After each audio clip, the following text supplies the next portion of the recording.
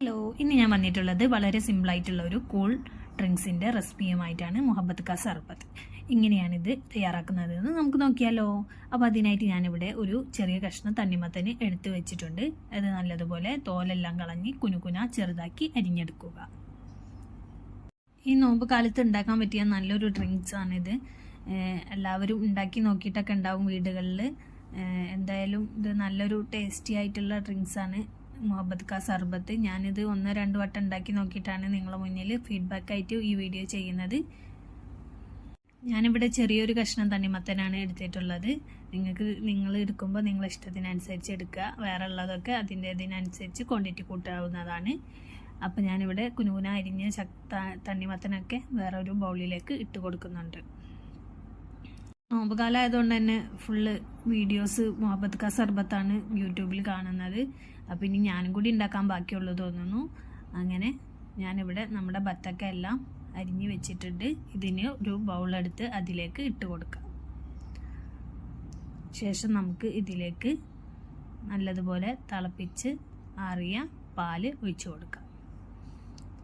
തണുത്ത പാല് വേണമെങ്കിലും എടുക്കാവുന്നതാണ്. എന്നിട്ട് അതിലേക്ക് ഐസ് ക്യൂബ് കുറച്ച് ഇട്ട് കൊടുക്കാം. ഇനി ഇതിലേക്ക് കുറച്ച് റൂഅബ്സ ഒഴിച്ചു കൊടുക്കുന്നുണ്ട്. എന്നിട്ട് നല്ലതുപോലെ ഒരു കയ്യിൽ വെച്ച് നല്ലതുപോലെ ഇളക്കി കൊടുത്തിരിക്കാം.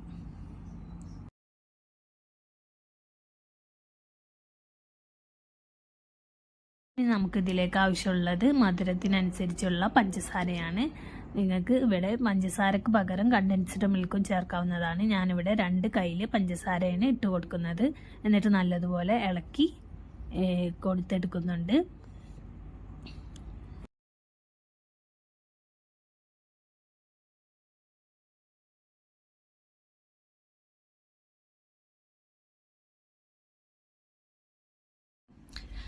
അപ്പോൾ ഇത്രയും ചെയ്ത് കഴിഞ്ഞാൽ നമ്മുടെ മുഹബത്ത് കാ സർബത്ത് ഇവിടെ റെഡിയാണ്. വളരെ സിമ്പിളായിട്ടുള്ള ഒരു കൂൾ ഡ്രിങ്ക്സ് ആണ്. നമുക്കിത് വീട്ടിൽ വളരെ പെട്ടെന്ന് തന്നെ തയ്യാറാക്കി എടുക്കാവുന്നതാണ്.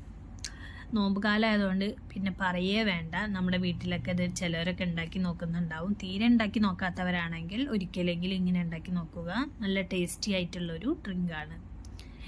ലാസ്റ്റായിട്ട് നമുക്കിതൊരു ഗ്ലാസ് ജാറിലേക്ക് സെർവ് ചെയ്ത് എടുക്കാം. പിന്നെ ഒരു കാര്യം, ഞാനിവിടെ വളരെ കുറച്ച് ഐസ് ക്യൂബാണ് ഇതിൽ തണുപ്പിന് ഇട്ടിട്ടുള്ളത്. നിങ്ങൾക്ക് വേണമെങ്കിൽ ഇത് ഫ്രിഡ്ജിൽ വീണ്ടും തണുപ്പിക്കാൻ വെക്കാവുന്നതാണ്. അപ്പോൾ ഇത്രേ ഉള്ളൂ. വീഡിയോ ഇഷ്ടമായാൽ ലൈക്ക് ചെയ്യുക, ഷെയർ ചെയ്യുക, സബ്സ്ക്രൈബ് ചെയ്യുക. നിങ്ങളുടെ വിലയേറിയ കമൻറ്റുകളും അഭിപ്രായങ്ങളും നിർദ്ദേശങ്ങളും താഴെ കമൻറ്റ് ബോക്സിൽ എഴുതി അറിയിക്കാൻ മറക്കരുത്. എഴുതി അറിയിക്കുക. Thank you for watching.